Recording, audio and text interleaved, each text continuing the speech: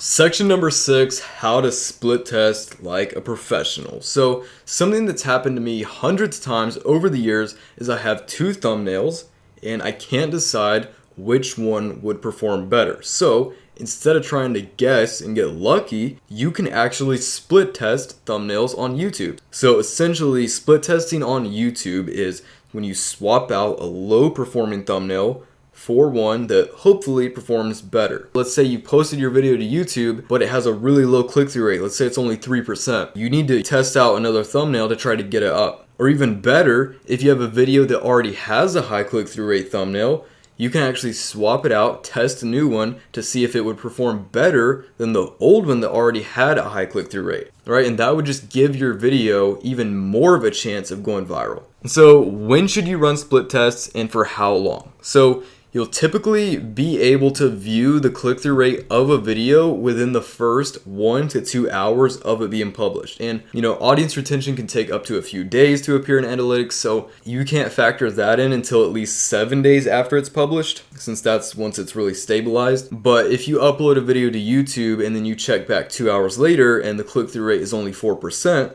it's probably a good idea to swap out the thumbnail and test a different one. And then once you upload the new thumbnail, you're going to want to wait another 2 hours and then check the click-through rate again, right? You're going to see if it's performing better or performing worse, right? Don't pay attention to the views, only look at the click-through rate because views fluctuate anyway, right? Click-through rate, it doesn't matter how many views you're getting, click-through rate generally is going to stay the same. So, if you change the thumbnail out and you see a drop in views, don't be alarmed. That could have happened anyway, but you really need to look at the click-through rate to find out if it's performing any better. And really, split testing, even once you're established on YouTube, once you're bringing in a lot of views, you should always be split testing thumbnails, right? It's a life force behind getting a high click-through rate. And again, as I've said 1,000 times, it doesn't matter how good your video is. If you don't have a good thumbnail,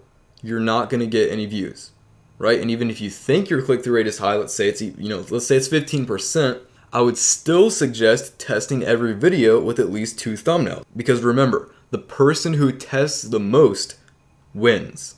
And so milestone number 5, and again, everyone who completes these milestones, there's a very special surprise. So milestone number 5 is performing your first split test, right?